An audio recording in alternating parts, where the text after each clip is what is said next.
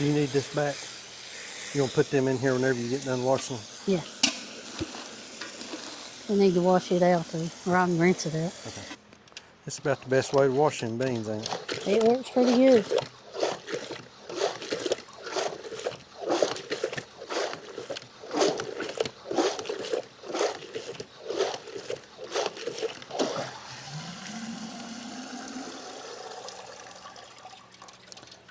Just a few in there, but not many, do you?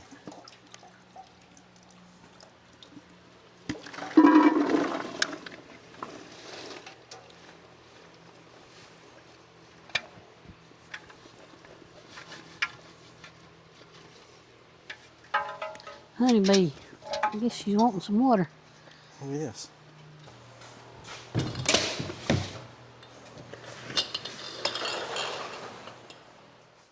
So this is my water bath canner, and what we're doing with it today is we're sterilizing our jars. That's the only thing I'm doing with it because green beans need to be pressure canned. So we've got 15 jars in here.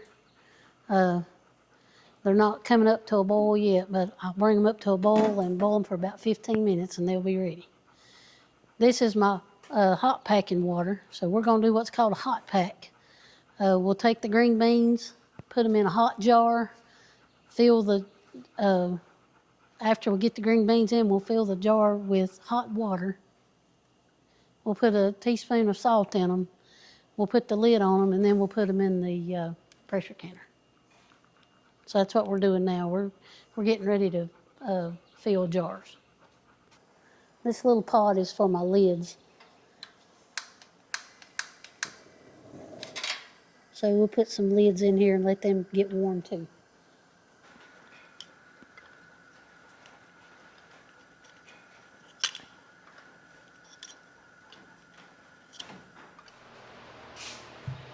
I'll fill jars. Huh? I'll fill jars. Okay. How's that?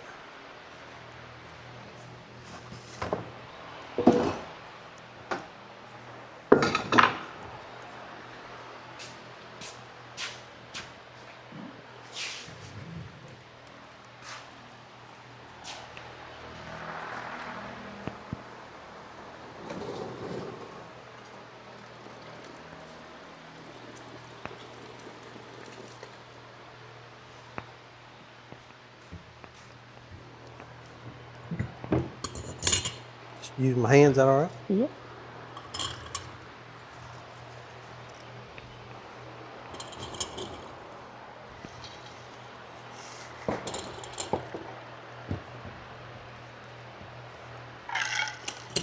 Reach down in there, pack them in there real good.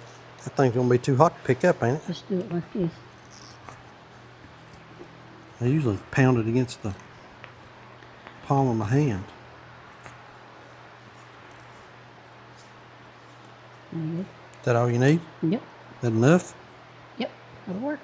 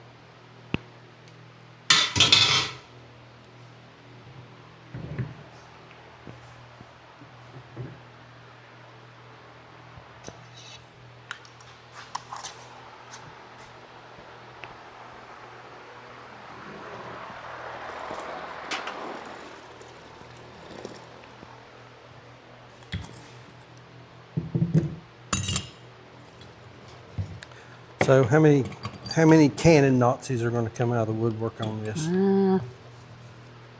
Several probably.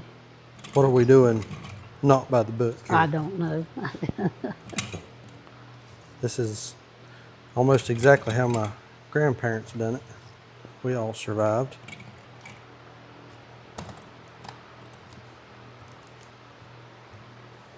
Last time I did this, I didn't put the salt in them. You didn't? No, Why not? I forgot. Oh, okay. How much salt you put in?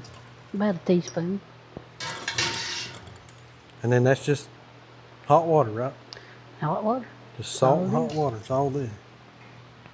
And green beans. And green beans.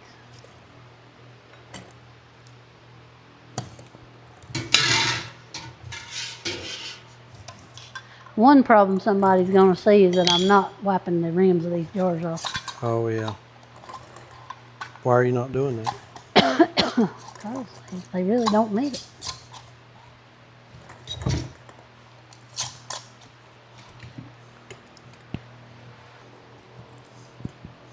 All right. We know that pot 14 and 1. will hold 15 quarts.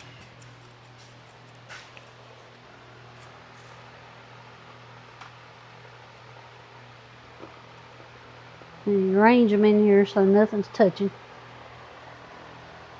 And then we'll put some water in these.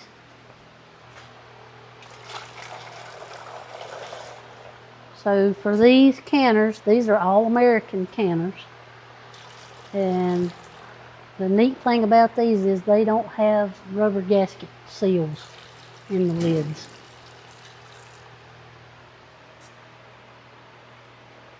They have clamp-on lids.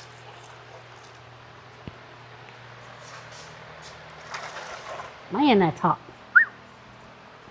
Get that jar handler thing.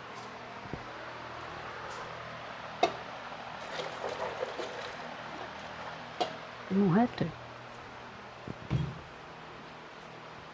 Work smarter, not harder there.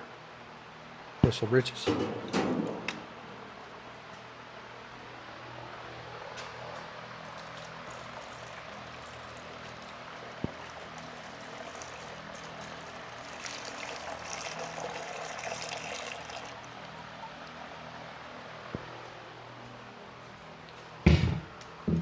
So what we're going to do is we're going to fire these burners. Clicker. And we're going to get this water in these pots to a boil before we put the lids on.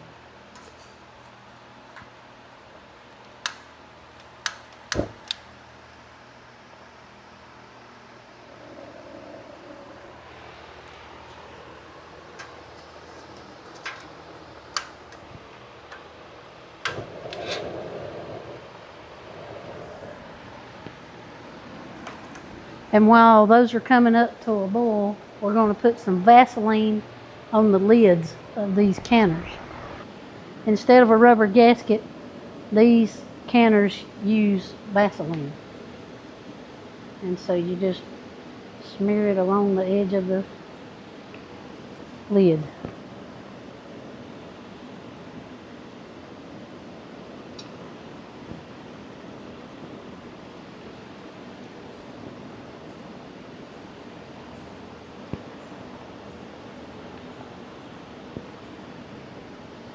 And this one's ready to go. As soon as that comes up to a boil, we'll set it down on there. So is it boiling? Yep, All right. How much water did you put in there? about 2 inches. Okay. Probably a can worth. Yeah. This one's boiling over here too. I hear it. Good. So the way these work is they've got these little clamps on them. And they've got a little arrow right here. Mm-hmm.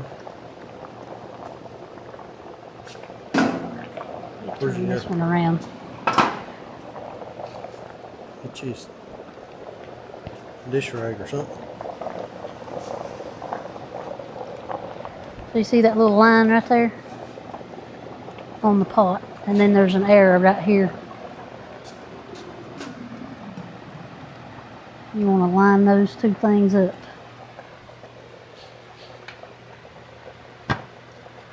Just like that. And then you turn. I don't think it's sitting down on there right. Well, it's not supposed to be on there flush. Oh, okay. And that's where people mess up with these canners. Well, now be quiet and let you do this thing. It's not supposed to be on there flush. So you get these just finger tight. I didn't get that lid clean right there, did I? Boy, you didn't, did you? So that's just very, very lightly tight. And what you do is you tighten the opposite ones at the same time as tight as you can.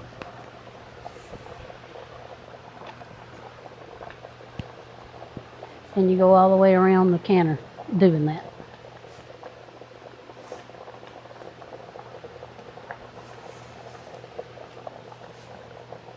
Try not to set your towels on fire. That'd be bad. All right, there's that one. And we're gonna let this thing, it's gonna start steaming. I'm gonna turn this up some.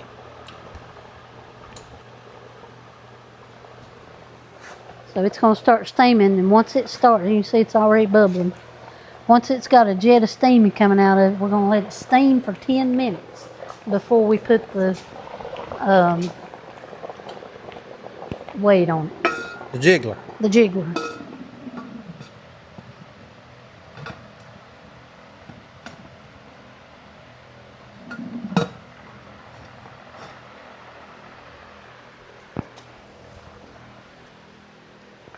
And this one is older than that one. This is the older one. Oh. And it works better.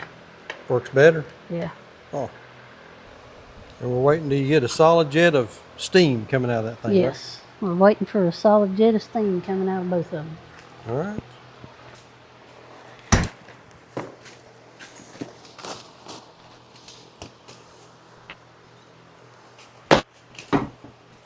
All right. So as you can see, these things are venting, and they're at about 7 or 8 pounds of pressure right now. And what I want to do is put these weights on, and these weights have a 5, 10, and 15 on them.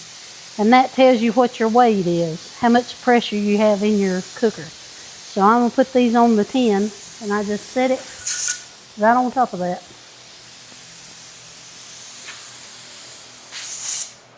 And so when these things get to 10 pounds of pressure, these little jigglers are going to start jiggling. And we'll also need... Why they call it a jiggler? And we'll also need to... Is that why they call that's it a jiggler? It. There we There go. we go, we're jiggling. So I'm also going to need to bring the heat down to keep them from getting too hot. And so this is where we set and we watch our pressure gauges and make sure they stay at 10. And once they get to 10, we set our timer for 20 minutes. And so we're ready. I'm going to set the timer. And as long as they've got a nice little jiggle to them like they do now, you're fine. But if they start just going crazy and like they're going to blow off the top, you know you've got too much pressure. Got it too hot.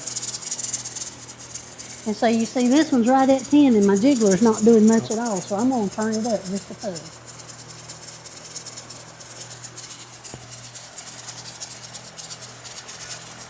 There we go.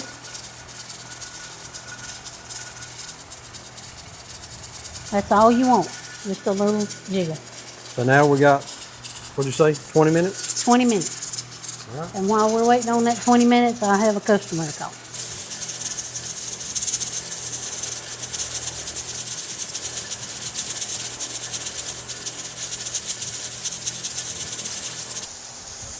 So our 20 minutes are up, and what that's going to do is just turn them off. And so what we'll do now is we'll leave the weights on, the jigglers, we'll leave them alone, and we'll let them come down to 0 pressure all on their own. And once they're down to 0, we can take them out of the canner. All right. And that'll take about 20 or 30 minutes. All right, we've let these things sit for a while, let all the pressure come off of them. We went in and had a nap. Had a small snap. A snappetizer.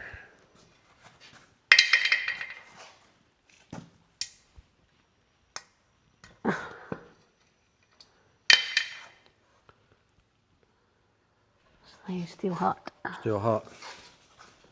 Well, grab you a dish rag.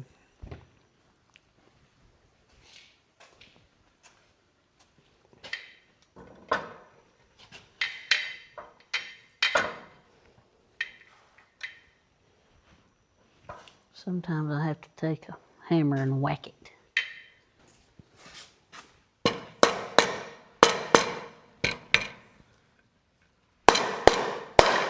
There, that should have get. There it is. Oh yeah. And they're still bubbling a little bit. Are they?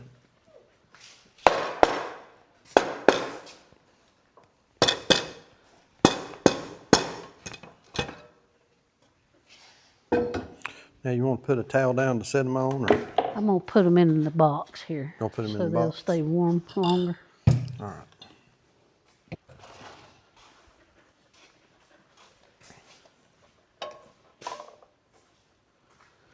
And there they are.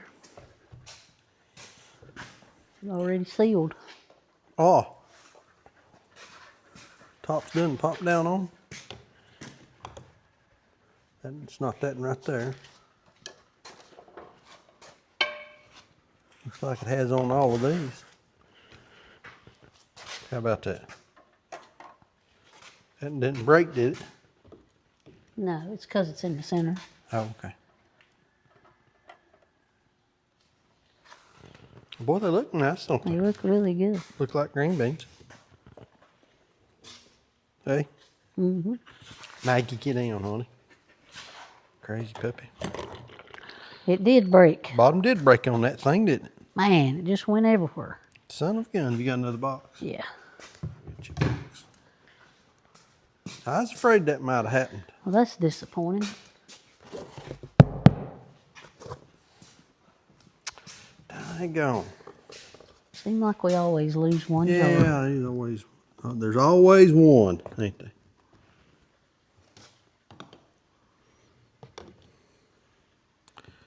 So we just have to throw all that out, won't we?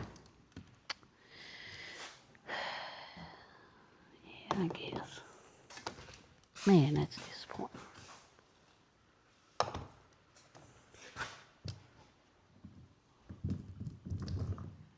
Look at that.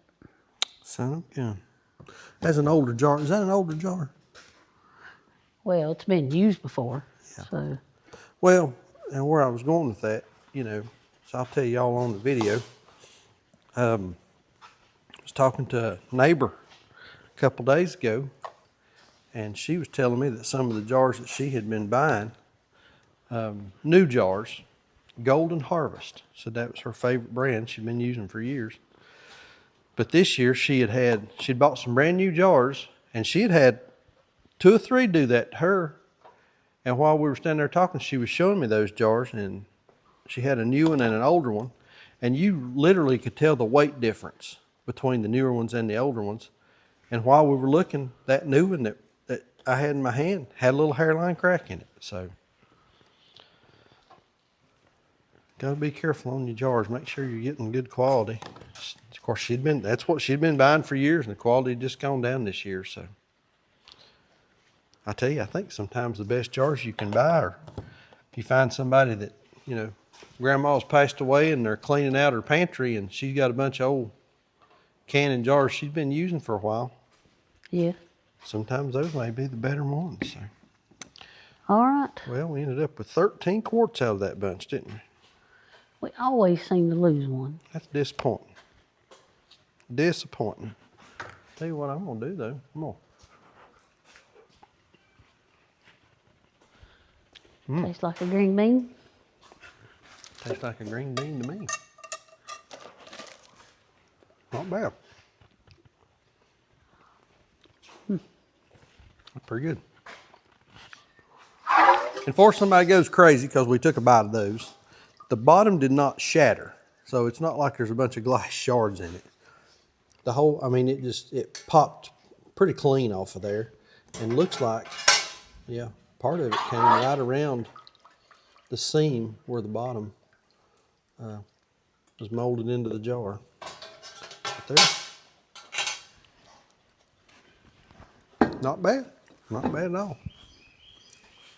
So, unlucky, 13 quarts green beans.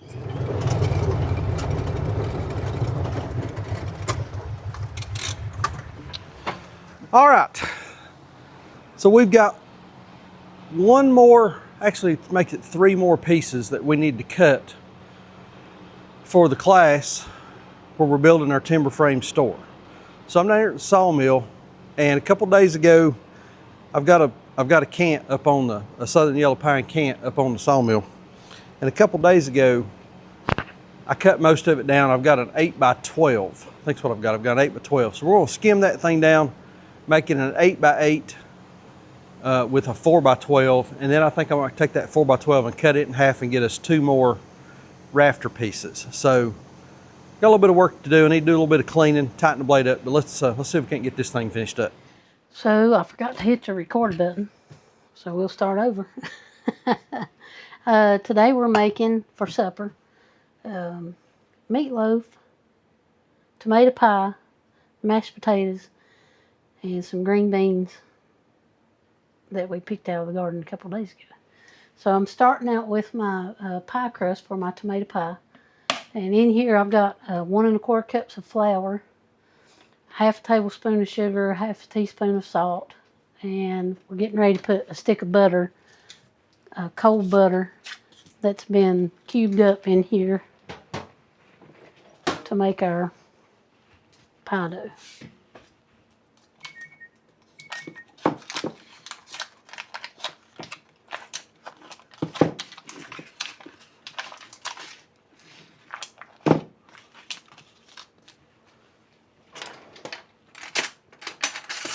And you want your butter to be cold, but this is a little too cold. This is straight out of the freezer, so I may have a little trouble with this.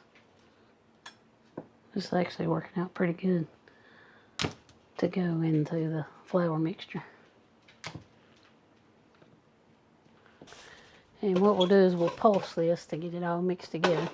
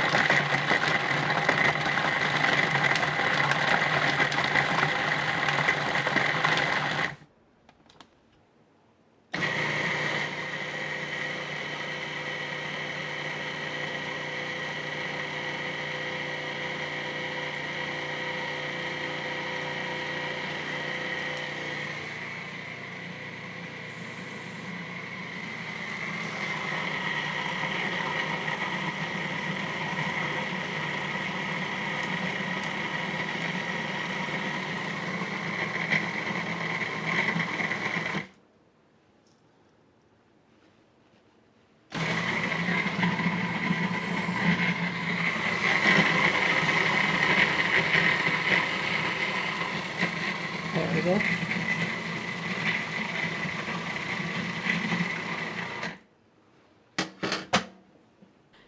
And now the next thing I'm going to do is slice my tomatoes. These are homegrown tomatoes, and so they have quite a bit of water in them. So what you want to do is slice them and put them in a colander and let them be draining a little while before you use them in your pie. And instead of just slicing these tomatoes, I'm going to dice them.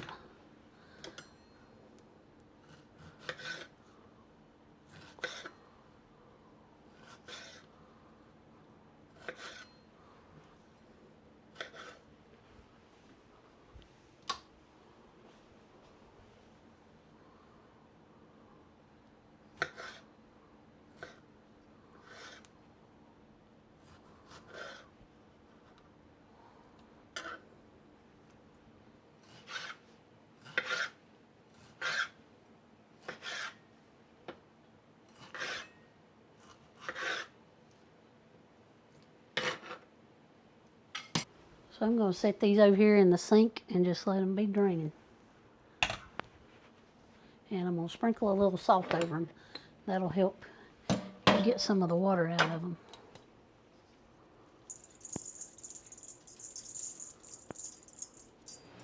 The other day when I was down here working on this thing, I got to noticing I wasn't getting any sawdust blowing out of the sawdust chute, and I had it coming out everywhere else.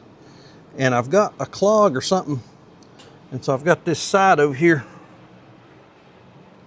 where the drive wheel is absolutely filled up with sawdust. And I've got, I don't know, it's kind of clogged up in there for some reason. So I got to get this cleaned out before we can finish this thing.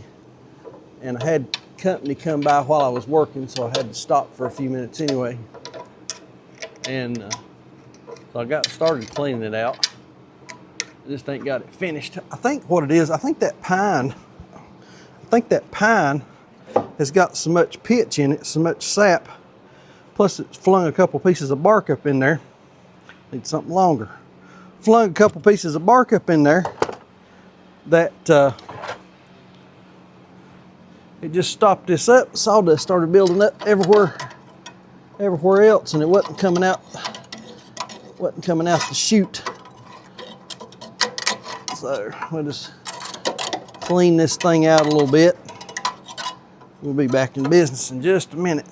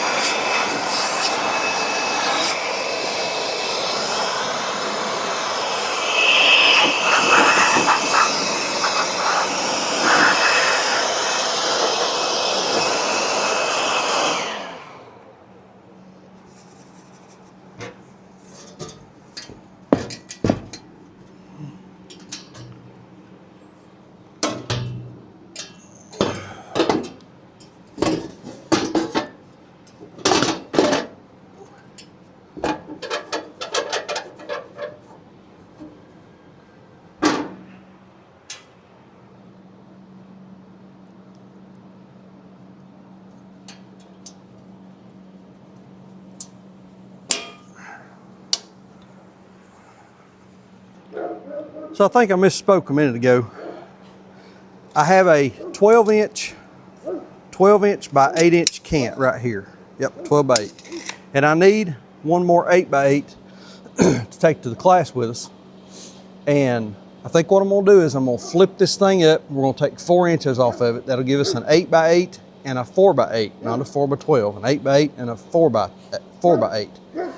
Then what I'll do with that 4 by 8 is we will trim 2 inches off it to get another 4 by 6, and we need a bunch of 4 by 6s for rafters and that kind of thing. Rafters, floor joists. Of course, I think Dan's cutting most of the joists for me, but I need them for rafters.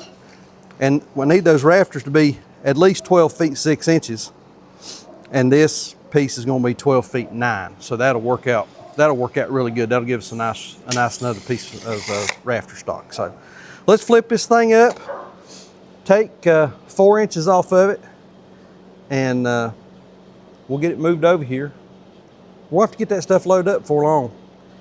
Class is coming up a little over a week, and I'm gonna go ahead and get most of the timbers down there a few days before the class, so we may get those loaded up on the next video and get them taken down to the Timber Framing Learning Center of Western North Carolina. Let's get to work on this thing, make it an 8 by 8. And the next thing I'm gonna do is get my meatloaf ready to go in the oven.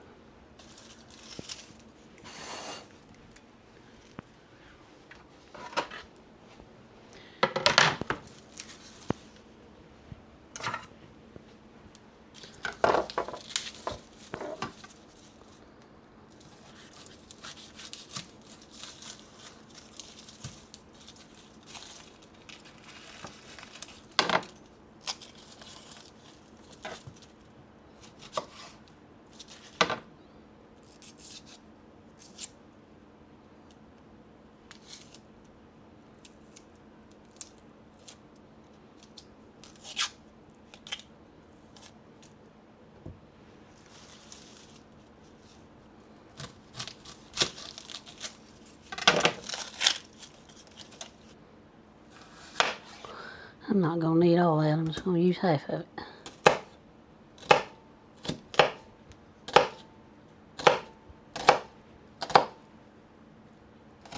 We'll put the other half in the tomato pie.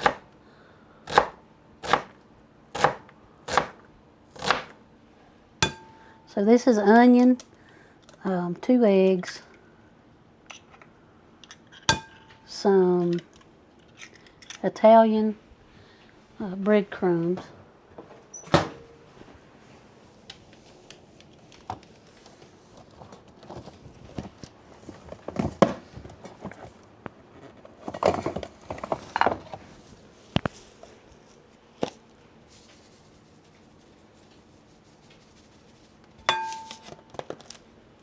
Some milk.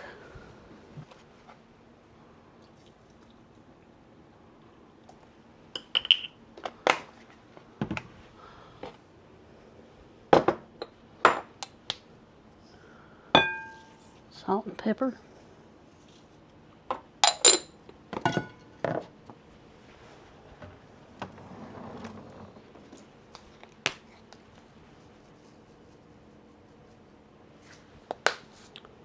A little more oregano than what's in that Italian breadcrumb. And a little more parsley.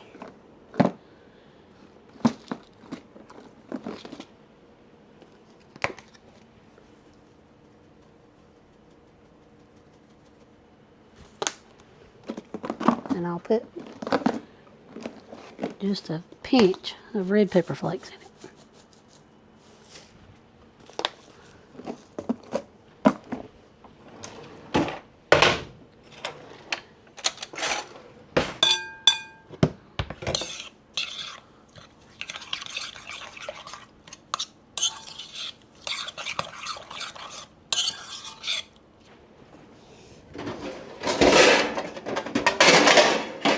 And I don't use a loaf pan for this. I like to use a quarter sheet pan because I like to put a ketchup base sauce on the top of it while it's baking, and I can get more coverage with the sauce if I make the meatloaf a little thinner and wider as opposed to in a loaf pan. And today I'm using 1 pound of ground beef and 1 pound of ground pork.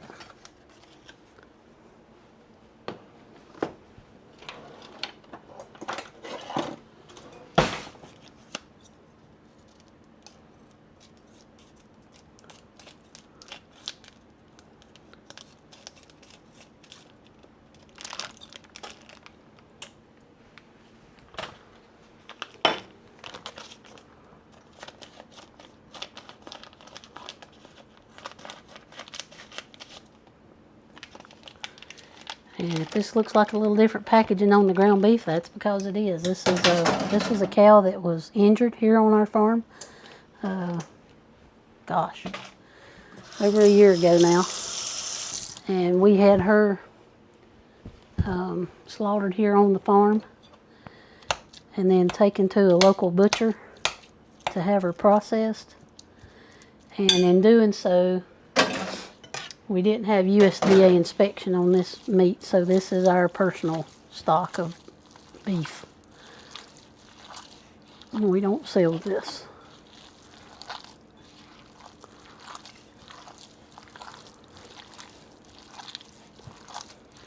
So I just mix it up by hand. And some people will take a little bit of this to check their seasoning. They'll take just a little ball of this and put it in a pan and fry it and taste it for seasoning, but I don't worry about it. So I try to make this as even as possible and keep the thickness as even as possible so it will cook evenly.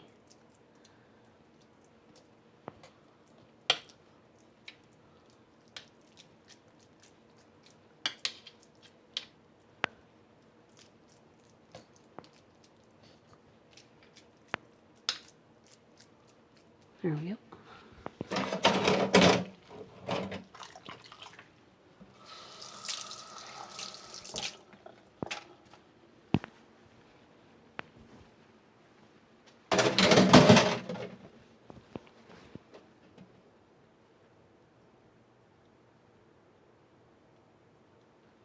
So here's our meatloaf, just before going in the pan, or in the oven, excuse me.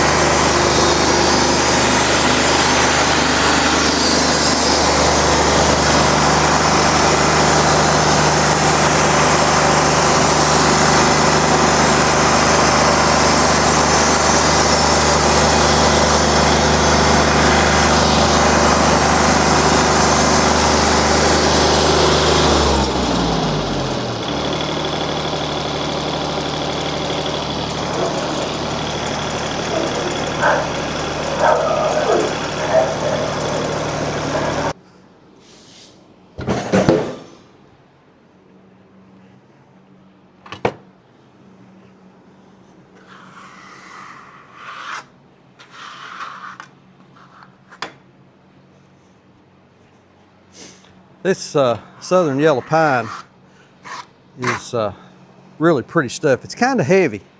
So I was reading in a timber framing book the other night, a fellow by the name of Will Beamer, a little wave right there. A fellow by the name of Will Beamer wrote it. And in the book, he talks about, he's got plans for, I think, like a 12 by 10 cabin. That's got a terrible wave in it. Hit a little fast. He's got plans in there for a 10 by 12 timber frame cabin.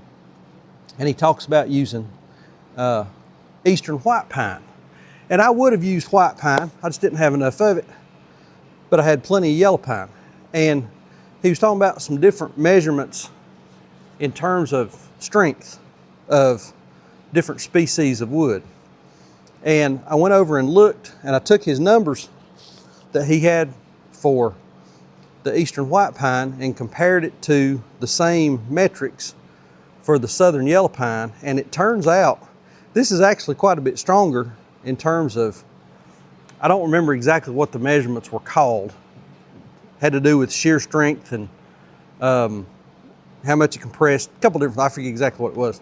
But the southern yellow pine actually ended up being quite a bit stronger, in some cases twice as strong as that eastern white pine. So I think this is probably going to make a very sturdy building that should be here long, long, long after Saundra and I are gone. What are y'all barking at? They keep barking at something over there. I don't know if it's something in the woods or what it is. It's crazy. And this is the two pieces we ended up with, an 8x8 and a 4x8. And like I say, we'll put this back up there and we'll trim a couple inches off it so that we got us a 4x6. But I've got to go get the tractor. I got to move this stuff. Okay, so next thing we're going to do is get our sauce ready for our meatloaf.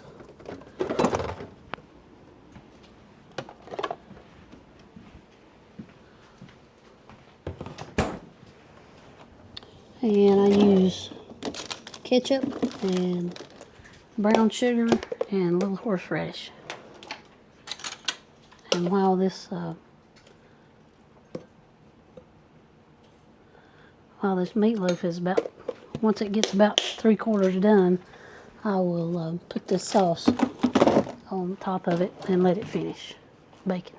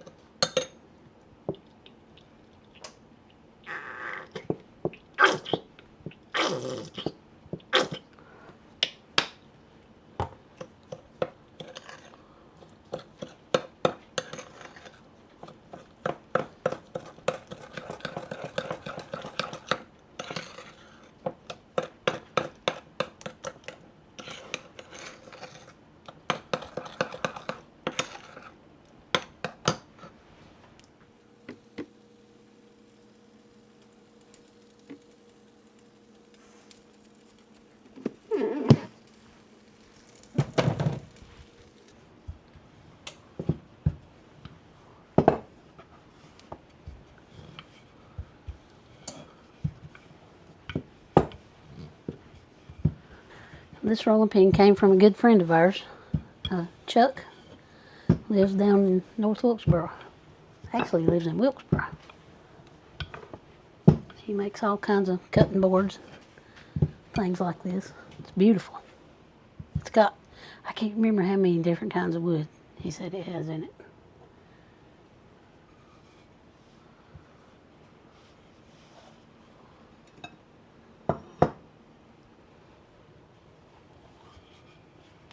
So there you go. I don't worry about trimming it. I just sort of tuck it under. All right, we've got our tomatoes here. They've been draining for about 30 minutes.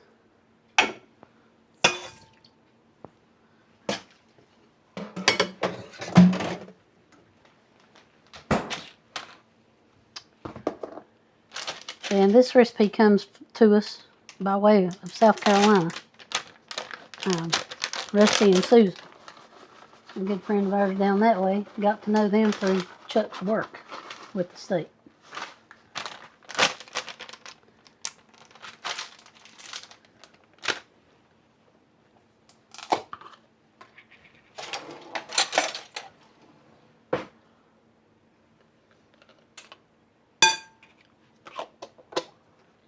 And this is tomatoes and cheese and sour cream and mayonnaise, some fresh basil,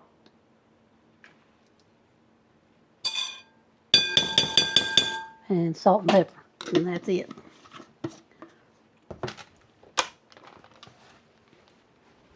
And some onion. I forgot the onion.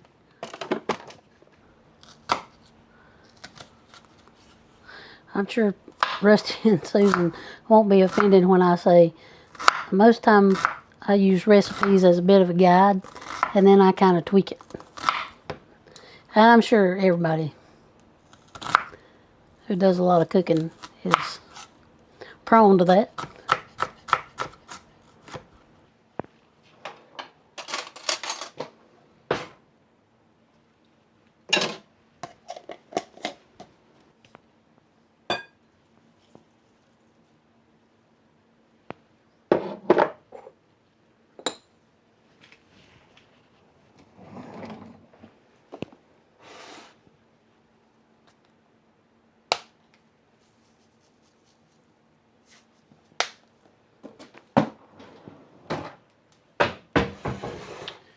And then we'll cut us up some basil here.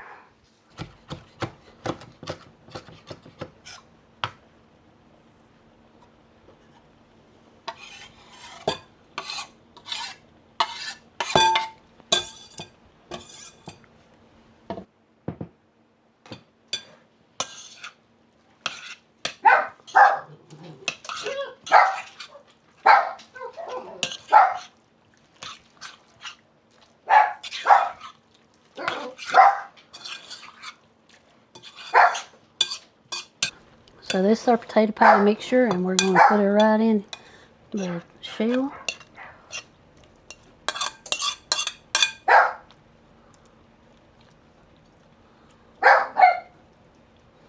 And we're going to throw it in the oven with our meatloaf. All right, so here's supper. Mashed potatoes, meatloaf, tomato pie, and green beans.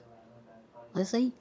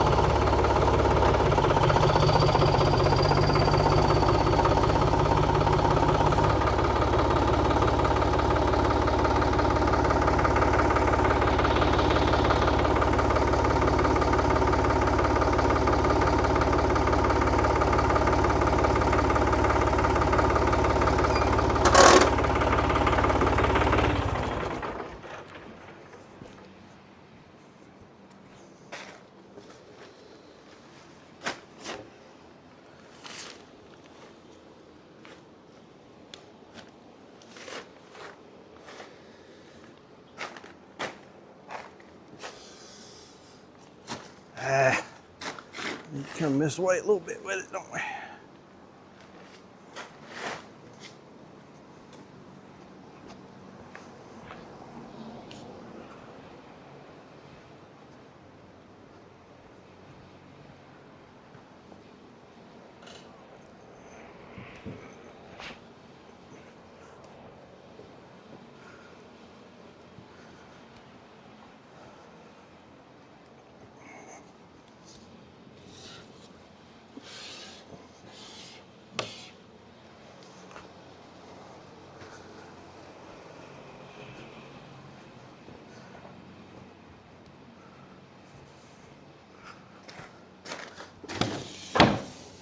old big stuff like this, you just got to, I know I walked under the forks.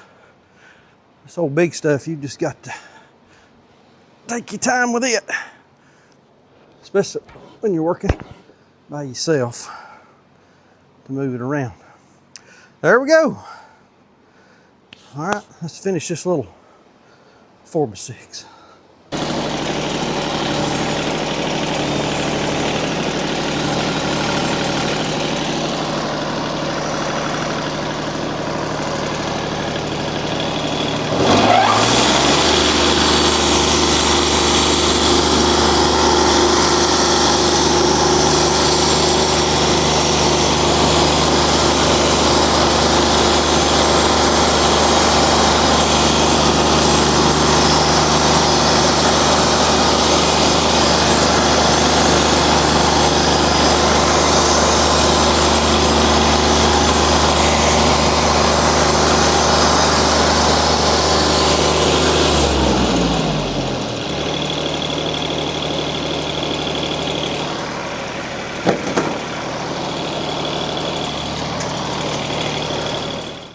Okay, here's our stock that we're going to be using for the class, where we're going to be cutting our timber frame store. Now, this is not every piece that we're going to need for the frame. There's still some other pieces, but this is enough to get us, for the students at the class, to have product to work with. We're going to have to do some more milling.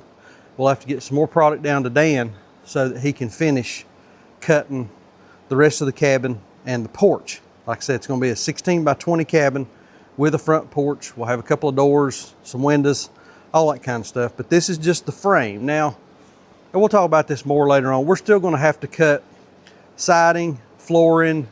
There'll be some other brace pieces, framing for windows and doors. We'll have to cut all that kind of stuff. So this is going to be an ongoing, this is going to be a long project. This is going to be a lot of videos in this whole series. And this is not really part of it, but last of the cuts.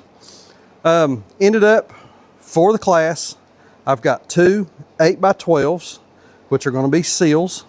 2, 4, 6, 8. We've got 10 8x8s, which will be posts and some other pieces. 1, 2, 3, 4, 5, 6, 7, 8, 9, 10, 11, 12, 13, 14. I've got 15 4x6s, and some of those are this black walnut. And like I said in another video, the black walnut will be for bracing. So again, I think this is enough to get us, according to Dan, this is enough to get us started, get the class going.